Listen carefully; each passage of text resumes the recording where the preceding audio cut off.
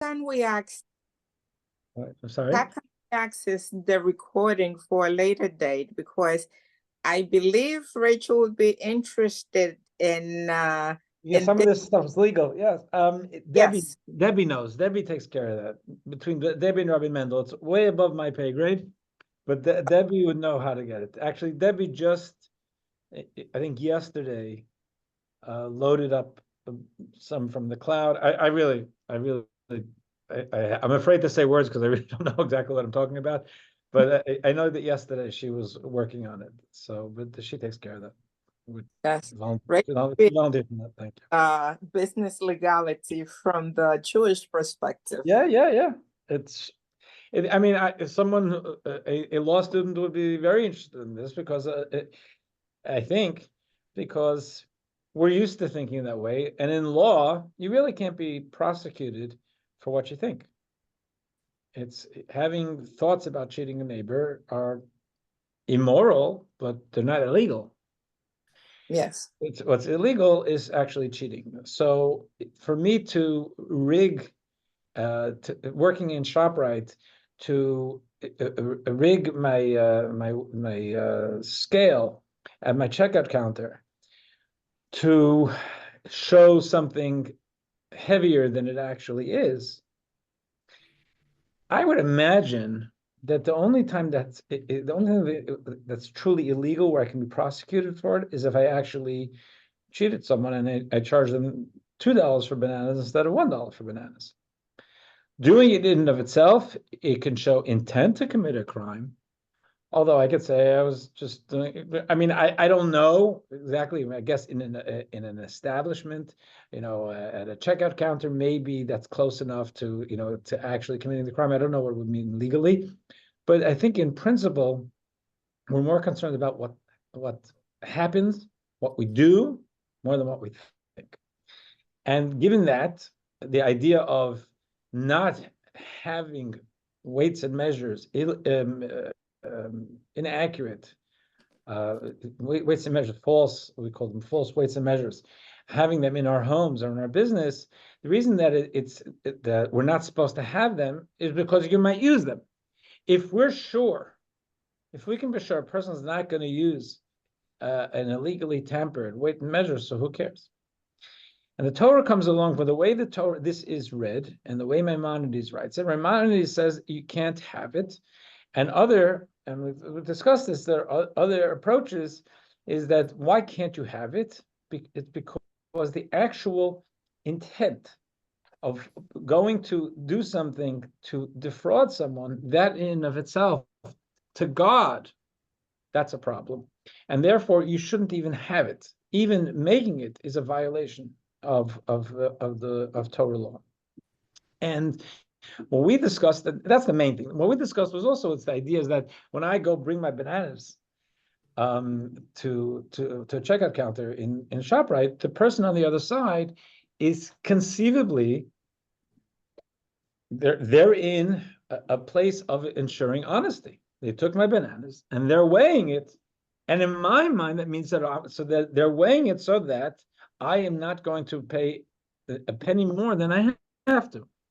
So there's the projection of they are agents of doing the just thing. And here, projecting that and doing the opposite is even more egregious.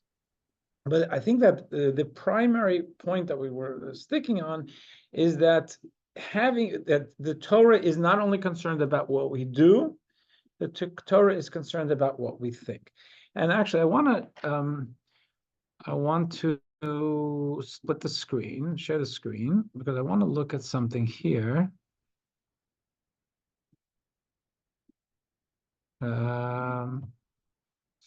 This is what we looked at for Maimonides last time. And one of the things that we said is because in this what we studied inside in the Torah here, the language was about business ethics, and it said, "And I am God, your God, who brought you out of Egypt." What does that have to do with business ethics? And we said, "I'm God who knows your heart, and in Egypt I was able to distinguish between the firstborn, and I'm able to distinguish between good intentions and not good intentions." And here we looked last week at Maimonides, one of a few Maimonides things, and here this is Maimonides in his laws of theft, and it says, let's just read it again. The punishment for the person who uses false measures is greater than the punishment for the licentious sexual behavior. For this is a sin between person and his colleague, and this is a sin between person and God. And therefore, the Torah is more. I don't want to say severe, but it more demanding on our end of something. If we've actually hurt someone, if it's between us and God, we'll if we're genuine and we turn to God, we'll take care of things. If we hurt someone, then we have to turn to that person. Here it says, whoever denies the mitzvah of just measures. It's an interesting. There are a few things. One thing is he denies. So when a person violates a mitzvah, doesn't mean they deny the mitzvah. They're not caring about the mitzvah. Person doesn't eat matzah this coming Passover. Does that mean that they thought about it? They said, no, it's not really a mitzvah. I don't believe the Jews God took the Jews out of Egypt. I don't believe there's a mitzvah matzah. It was a Monday night. They had a party going on. Friends going out in Manhattan. They didn't eat matzah. That's called denying. Usually, you'd think not denying. It's not a theological thing. And that's one of the things that we want to try and resolve here, the language of denying the mitzvah. And another thing is, it's if he denied access from Egypt, which is the first of God's commandments. What do you mean the first of God's commandments? That what's the first of God's commandments? It's not, first of all, is it the mitzvah to remember the Exodus? It's actually not the first mitzvah. What does it mean? And actually, this is, well, I love the translation here. It's they're trying to translate something very difficult to translate, because what Maimonides says, and it's not going to make much sense, but I want to try and get to it now. And I just lost this somehow. Okay. In the Hebrew, it's the person who denies the mitzvah of just which measures is denying the Exodus from Egypt, which is the beginning of the command. What does that mean? So I hope that we can come back to this later and try and look at this and see it with more depth. Before we do that, I want to go to what seems to be a separate topic, but it's not a separate topic. Maimonides has his laws, what he calls the laws of Teshuvah, and it's repentance and our relationship with God, and it's 10 chapters of a lot of theology. Maimonides is about law, and there are principles of theology which are also encapsulated in law, and these are very, very powerful chapters to study. And there's a lot in his laws of repentance. Chapters 5 and 6 are about a principle of Torah called free will. So let's look at number 1. It says, free will is granted to all men and women, but that's the way they did it. It's to all human beings. If one desires to turn himself to the path of good and be righteous, the choice is his. Should he desire to turn to the path of evil and be wicked, the choice is his. Okay, so this is a Torah, a basic Torah axiom, which people can argue against because there's so many things influencing us. There's so much we are between our nature and our nurture, and nurture meaning family and society. There's so much where our choices are much more limited than we would like to think. Someone who grew up in John Gotti's home, if they turn out to be a mobster, it's such a shock. This is just the way it is. They grew up with mobsters, they lived with mobsters, their authority figures are mobsters. So it's the idea of free choice, free will is not an easily understood one. But it's an absolutely critical Torah axiom, because there's no responsibility. There's really no accountability without free choice. If we don't have free choice, how could God hold us accountable, or why would God reward us? If I had to give charity today, and God guided me and gave me this impulse that was irresistible, and I went and I gave $500 to a poor person, that poor person benefited. And someone on the outside looks and says, wow, here was a charitable guy. But if it was if my inner dynamics were such where God compelled me to, I'm just a puppet. The reason it's a mitzvah is because I didn't need to give that person, that poor person, money. I could have used it for myself. I could have put it away in an IRA or whatever. So both with regard to positive consequences or negative consequences, it doesn't work with a fair and loving, a just and loving God unless we have free will. And for things where we don't have free will, we can't be, there really can't be consequences. So just take this down one more to number 3. Again, there's a lot here. It's 2 full chapters. This principle is a fundamental concept and a pillar on which rests the totality of the Torah mitzvahs. As Deuteronomy states, behold, I have set before you today life and good, death and evil. In other words, Mendy is saying, lest you think that this is an idea I came up with or other rabbis came up with. It's the Torah. The Torah says clear. God says, I've set before you good and death and evil. And God says, choose good. Implying that the choice is in your hands. Now, this shifts to a discussion of Egypt, which is what we had started with the weights and measures that the Torah brings in the whole Egypt thing. You have to have the weights and measures because it took you out of Egypt. And Maimonides wrote that one who denies what we looked at before is that one who denies the mitzvah of just weights and measures as though they denied the redemption from Egypt or Exodus, which is the beginning of the mitzvah, whatever that means. So now let's get a little bit further into the whole Egypt story, since Maimonides the Torah does link it with weights and measures. One second.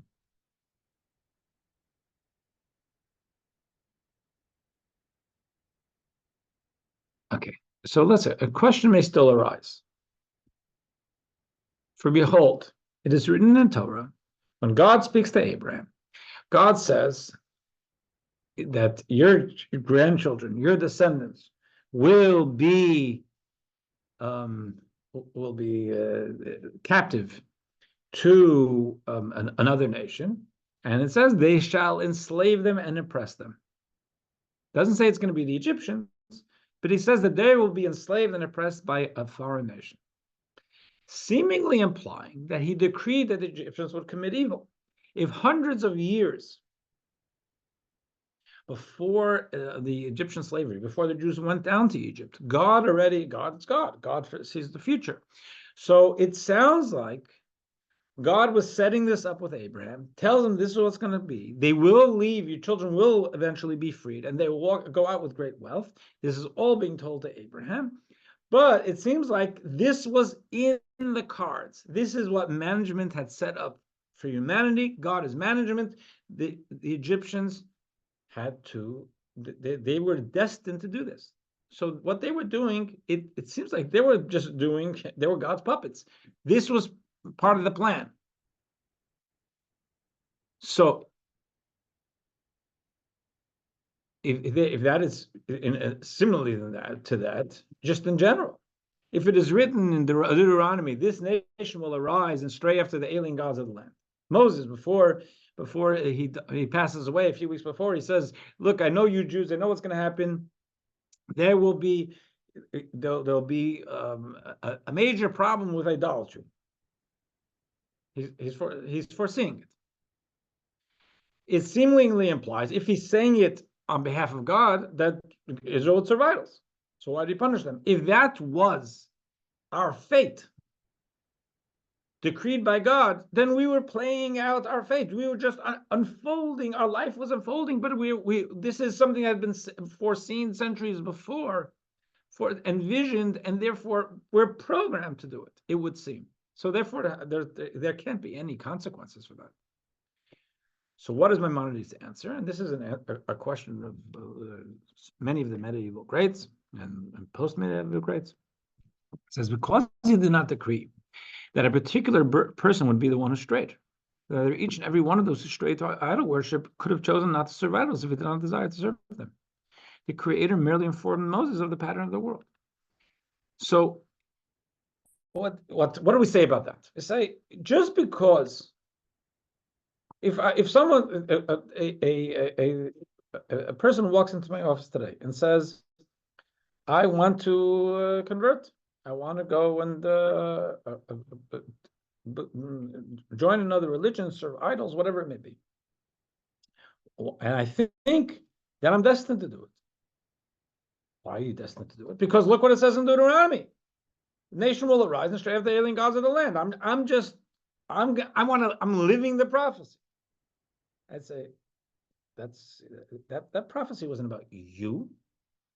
It was God and Moses telling us that this is something will happen in the future. And you don't have to be the one who does that. If it never happens, then we'd have a question about the Torah. God says it's going to happen. But it's not my job to go fulfill that prophecy. If I decide to do that, it's not because God has destined it for me.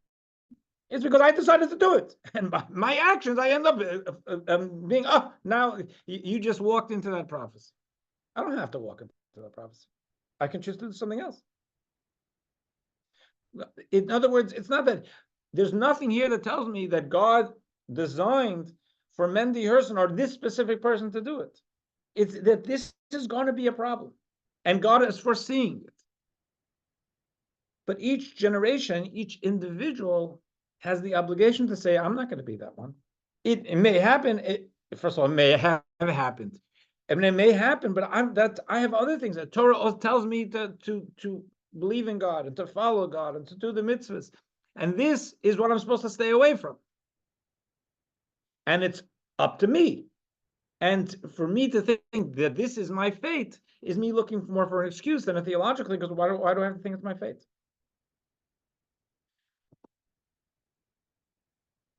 To what can this be compared?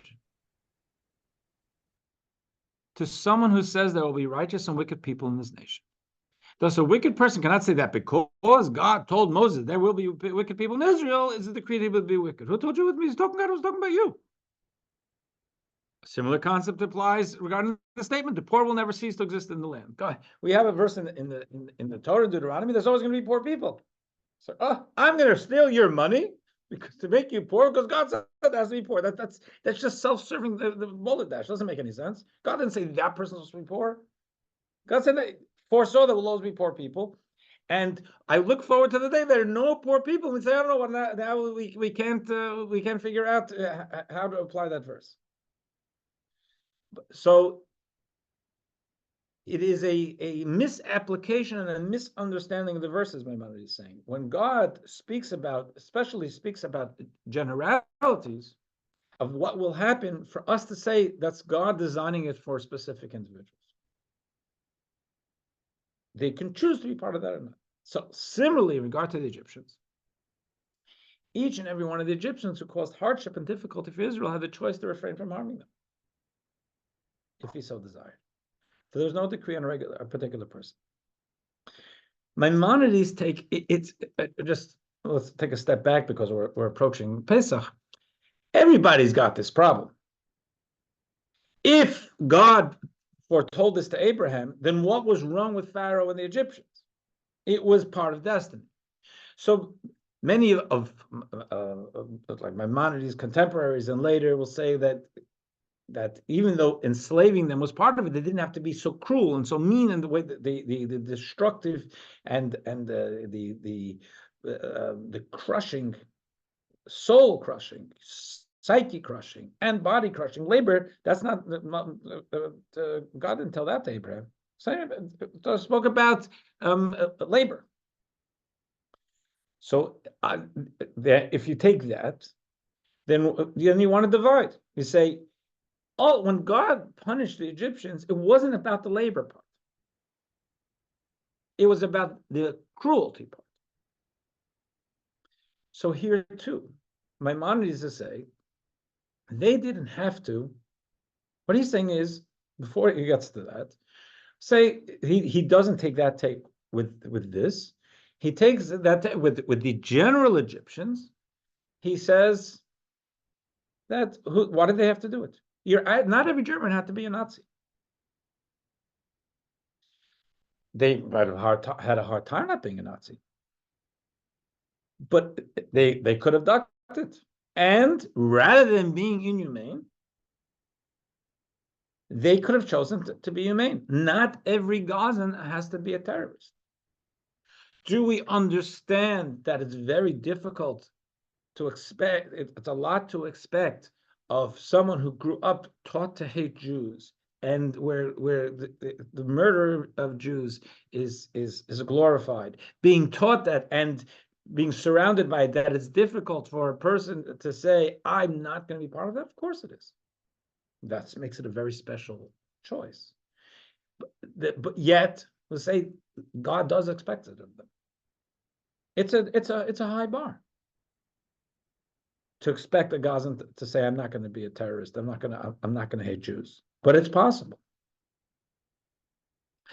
So here, said even if we say that God decreed, and it was a fate that we know that the Jews were going to be enslaved. The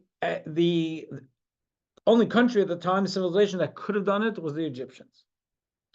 So we say, what do you want from the Egyptians? Well, first of all, the individual Egyptians didn't have to partake in it. There could have been a way for them to say to duck it, and even if they had something to be nice to the Hebrew that was under their care.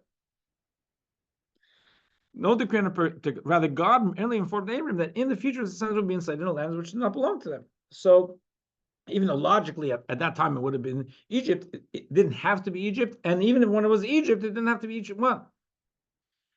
And we've already explained it as beyond the potential man to know how God knows what will be in the future. That's separate. Now, what about Pharaoh? Pharaoh couldn't have chosen not to do it, because if the Egyptians were slated to do it, so Mr. or Mrs. individual Egyptian, they could have ducked it. Pharaoh couldn't have ducked it because Pharaoh was ducking it. That wouldn't have been slavery. He's the leader.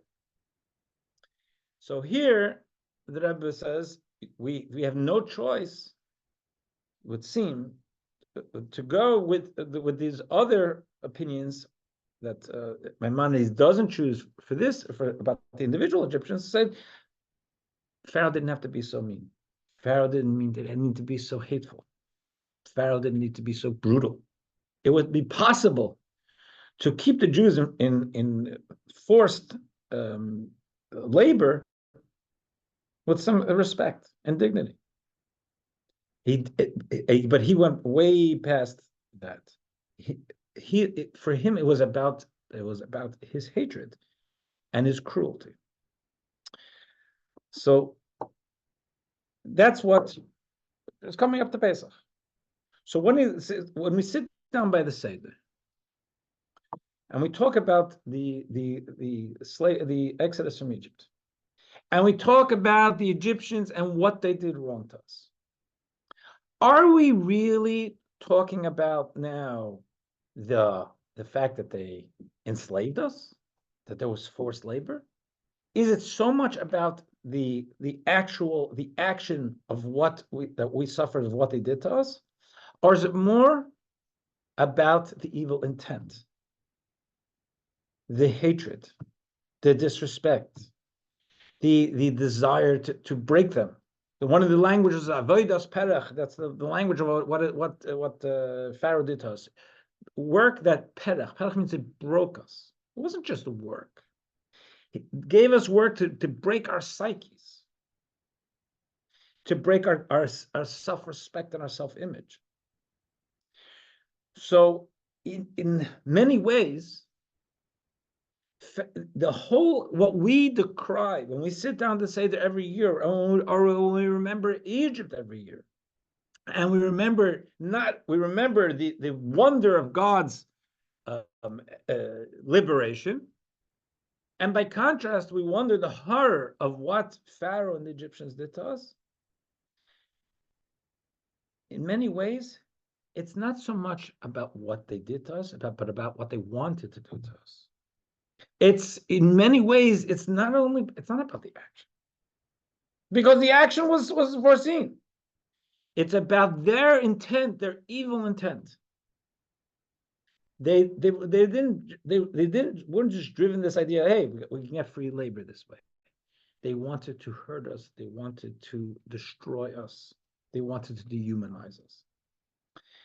So this, the Rabbi offers as an understanding of why just weights and measures is specifically linked with Egypt. Let's go back to the piece of Maimonides. It says, whoever denies the mitzvah of just measures. Again, why denies? Or violates. That's the normal language in Jewish law. If a person violates or keeps it, adheres to it. Denies the mitzvah of just measures means whoever denies that there's a problem in intent. Because just measures is not about cheating. That's a separate mitzvah. Just measures is about plotting to cheat. And a person could come along and say, no. What the only prosecutable thing is what you did. We can't legislate thoughts. And in normal life, you're right. Because humans can't read thoughts. But God can. And therefore, saying denying the mitzvah of just measures means saying, I don't believe that God really cares about whether I intend to hurt someone, or I'm conspiring to hurt someone, or I wish I could hurt someone. God wants, did you hurt? That's it. If you didn't hurt, then what can we do? So that's denying the idea of the mitzvah. That could be a mitzvah at all. And it's considered as if he denied the exodus from Egypt. In other words, denied the severity of what the Egyptians did, which was not just about the action of slavery. Because one can say they weren't even responsible for that, because that was part of God's plan. But it was their enmity. It was their hatred. That's what got us. That we celebrate. We look to, we denigrate, but and we celebrate the freedom from it. But what we highlight when we on Pesach, and we say, in a sense, which is the first of God's commandments. I told you that really it's, while this is a totally legitimate translation, because you got to try and work with the words and figure out the context. The actual words mean that it is Egypt is the beginning of the commandment, and in this way. Using this way of understanding the Maimonides and the connection that the Torah gives us between Egypt and weights and measures, say the beginning of the commandment, of weights and measures, the first time we had this idea of God saying, I don't only care about what you do, I care about what you feel, I care about your intent. I care about the inner enmity, not only that whether you hit the person or not. I don't like the fact that you feel that way. This is the beginning of the mitzvah. In other words, the beginning of understanding the mitzvah of weights and measures, of not owning it, not using it as something else, not owning it, not making it. That beginning of that mitzvah starts with Passover. Because at Passover, we're taught that it really does matter what we feel. And when we sit down at the Seder, and we talk about God bringing justice to Pharaoh and the Egyptians, the justice was accountability more for their feelings than for their actions, because their actions were part of what was originally designed by God. So I don't know if there are any questions. Oh, so actually, I want to read it inside now, and we'll see. 158 on the right side. We can now understand why this commandment is linked with the Exodus from Egypt. According to Maimonides, Although the Egyptians' actions against the Jews were preordained collectively, they were still culpable individually because each individual Egyptian could have chosen not to be party to the oppression. Say, I'm not doing it. You don't have to fight. They didn't maybe have to stand up and be a Martin Luther King and saying we're campaigning for the Jews. They would duck it. They didn't have to be evil. Nonetheless, they chose evil and were therefore punished, not for what they did, but because of the evil in their hearts that made them so choose. Even Pharaoh was culpable, although it could be argued that as the nation's king, he could not possibly have avoided wronging the Jews. Since he did not oppress them in order to fulfill God's prophecy, he wasn't thinking about God's prophecy. He was thinking about his own purposes, his own hatred. He was rightfully punished for his evil intentions.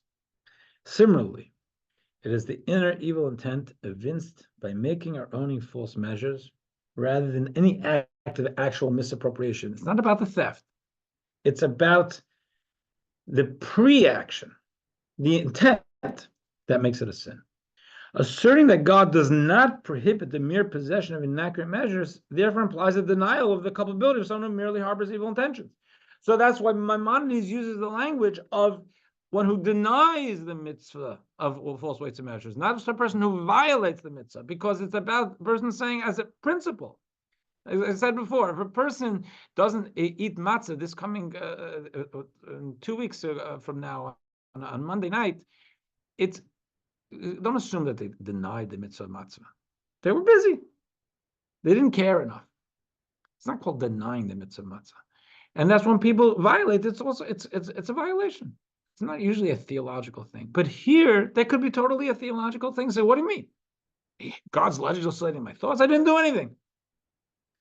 And that's called denying the mitzvah of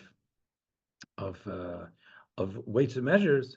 Is also a denial of the justice or the punishment that the Egyptians received to let the exodus from Egypt. If a person doesn't believe that God legislates and cares about our thoughts and feelings, then that person is saying God had no right to punish the Egyptians. Because what they did was part of a divine prophecy. And therefore to say, if they're going to think about it theologically, so what's wrong with it? What do they do?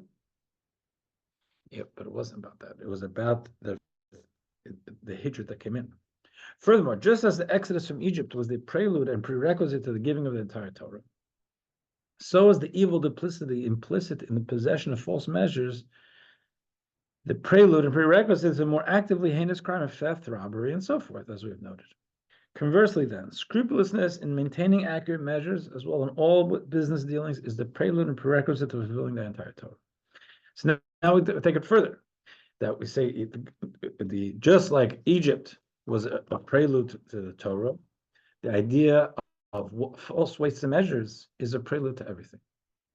Because making sure the idea of false weights and measures means that not only do I not cheat, but in my heart, I have respect for another person, and I have respect for their property, and I'm not even thinking about taking it. It's the psychological posture. It's not just about the action; it's the psychological posture. In the words of Hillel, what is hateful to you, do not do it to your fellow. This is the entire Torah, and the rest is commentary. Go and study it.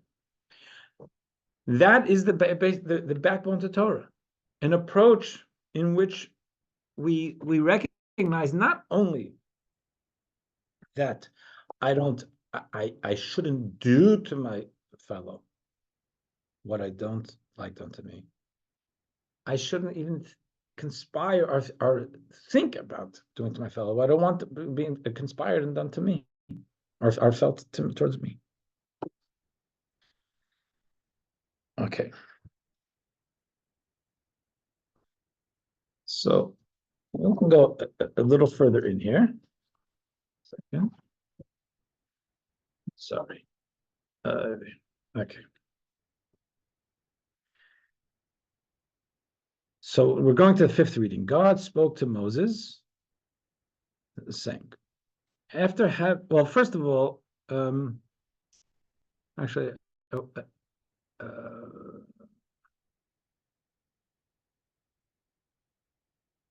okay, let's go. God spoke to Moses saying, after having conveyed the prohibition just mentioned, you must now tell the Israelites what the punishments are for transgressing them. You have been taught not that you must not serve the cult of Molech.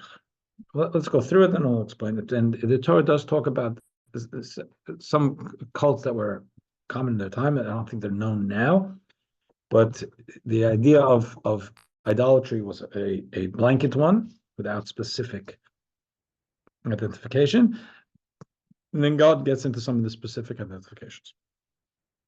What is Molech? Any individual of the Israelites or of the converts who dwell among the nation of Israel, who hands over any of his offspring to Molech, whether first or further generation offspring, or whether legitimate or not, must be put to death by the court by stoning. We'll discuss this in a minute. As has been mentioned, as will be described fully later, if the court's agents do not succeed in killing him, the people of the land must pelt him with stones until he dies. Refer to the people here as the people of the land, meaning the Jews. Firstly, because they created the earth for the sake of the Jewish people. The people of the land, meaning the whole world, exists so that you should be able to keep mitzvahs. And secondly, because in the merit of following my laws, particularly by those which rid the land of idolatry, they will possess the land. You have Israel, and the being loyal to God and not serving idolatry is a prerequisite for you having the land. So I don't think he mentioned. Okay, so Molech in a nutshell, because for some reason I thought that they explained it more here. Molech is was a child sacrifice cult, and they would bring their children over fire, a couple of fires, and this is something that was anathema to Torah, A, because of the idolatry, and B, because of the murder, the child sacrifice. And there's a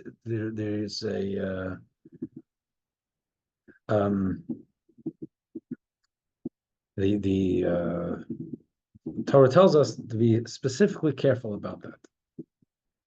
Molech. Let's go a little further. Then we'll talk a little bit more. If he is not put to death, I will set my own attention upon that man. I will cut him off from amid his people. He will die prematurely and childless because he gave his offspring to Molech, thereby spiritually defiling the Israelites, my holy people, and profaning my holy name. Now, here, this interesting thing, the Torah says that we are God's holy people. And yet it says, if even one person, the language of the Torah says, if you have someone, when you have a large community, you can't control everybody.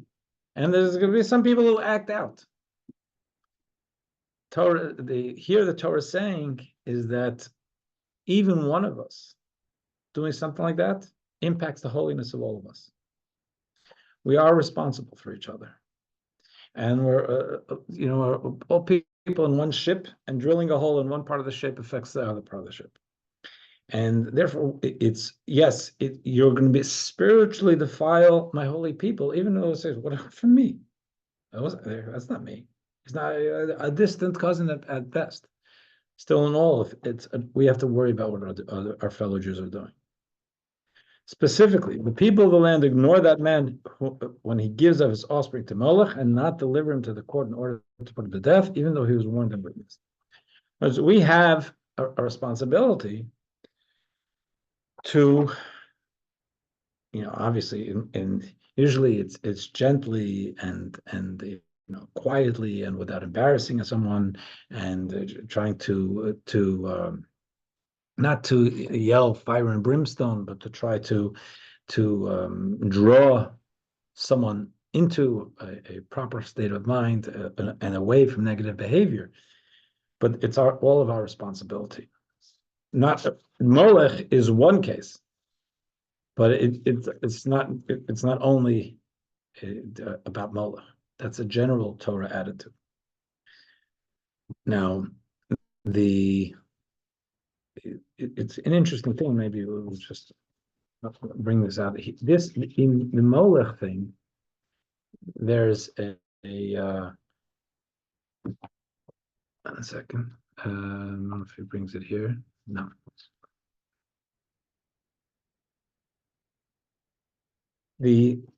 Let's see if you can see it in the translation.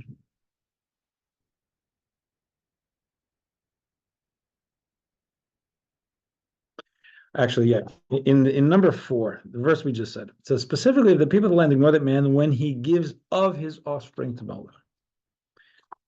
So a person has 3 kids, 4 kids, whatever, as many kids, but it says gives of his offspring. The Talmud tells us, the Torah is being specific, that it's only if someone gave of their offspring, but not all their offspring. So the law is actually that a person who gave one of his 6 kids to Molech, that person has this terrible capital punishment. If they did it with all his 6 kids, doesn't get capital punishment, which doesn't make sense logically, because if we're going to give him capital punishment for killing one, we should give him, if it was possible, we should give him capital punishment for 6 times. So here's a principle that I think we've discussed in the past, but here's one of the illustrations of it. There is a very important principle in Torah thinking, Talmudic thinking, in halachic thinking, which is that we don't use logic to decide on the application of punishments. What does that mean? If Torah says that when someone steals and they're caught, they pay twice the amount, so that I look at the amount and I logically deduce that. Of course, you use logic there. But logic in a case like this, we say, if a person gets capital punishment for killing one child through Molech, how much more so should they get? It's a priori reasoning, whatever. It's how much more so should they get the capital punishment if they killed 6, killed 2, killed 3, whatever, killed more than one, killed their entire family, they're all their kids. That's even beyond the number. That's just so horrible. Why doesn't the Torah allow for using our logic, which seems very reasonable to me, to apply that here? Because every one of Torah's punishments are meant not to be revenge from God. They're meant to be a cleansing for the soul. And therefore, when this person of Molech, this Jew who's following Molech, does this heinous idea of killing a child or a couple of children of theirs for this idolatry, there's nothing they can do in life that can repair that. Capital punishment is what will give them the cleansing for their soul going forward into higher life. It's that bad. There's nothing they can do. The Torah says is maybe there's something so bad that even capital punishment can't do it. For example, killing all the kids. From where do we know that capital punishment will have an impact on a person who's done something so heinous? We don't know, because the Torah only tells us someone who gives of their offspring, not all their offspring.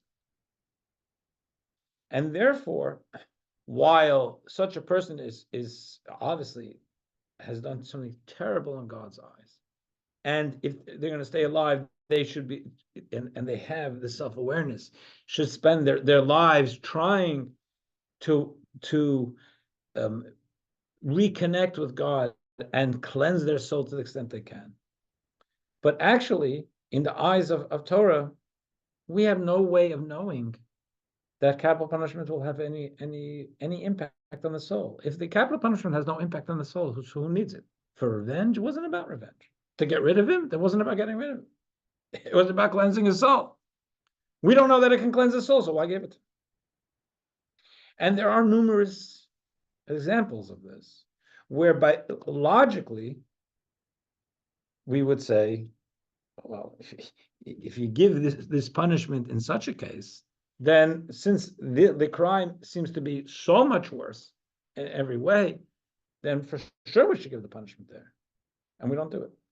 We don't do it because we don't give a punishment, apply a punishment, unless we have a clear confidence from the Torah that this is going to help the soul.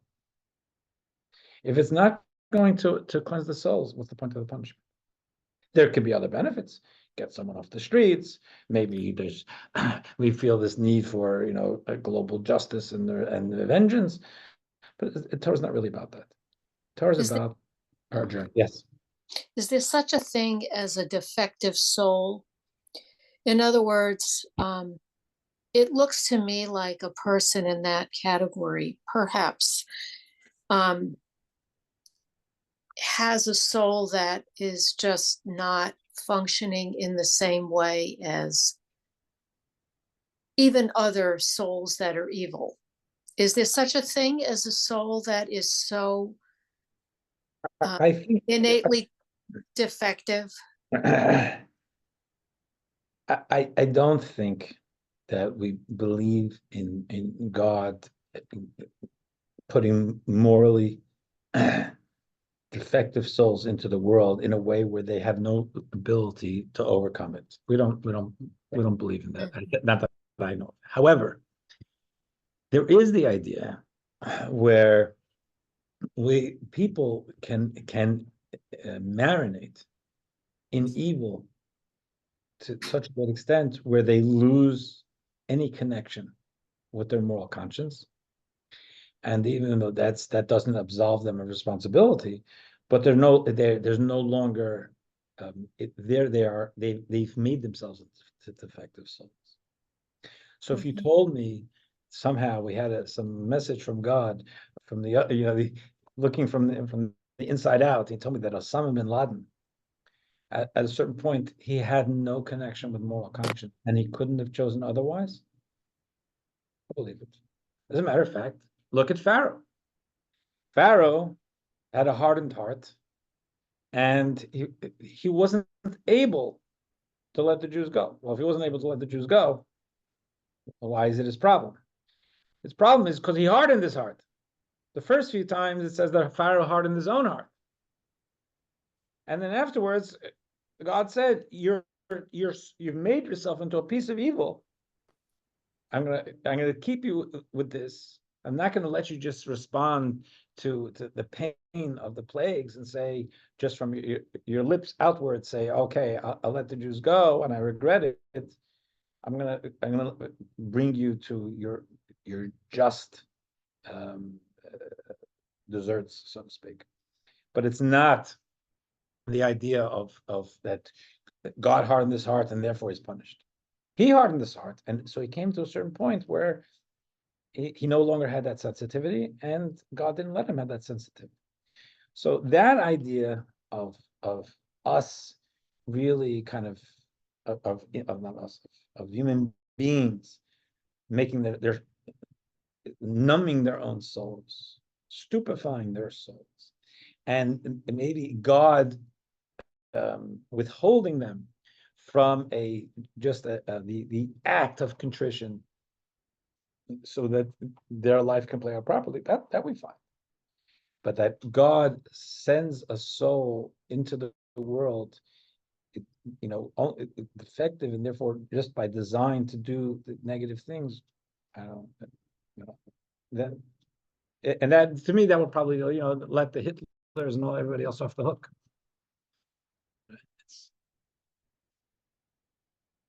Thank you. Kind of, once I asked the question, I was thinking about that, and it just begs the question of how a soul can be that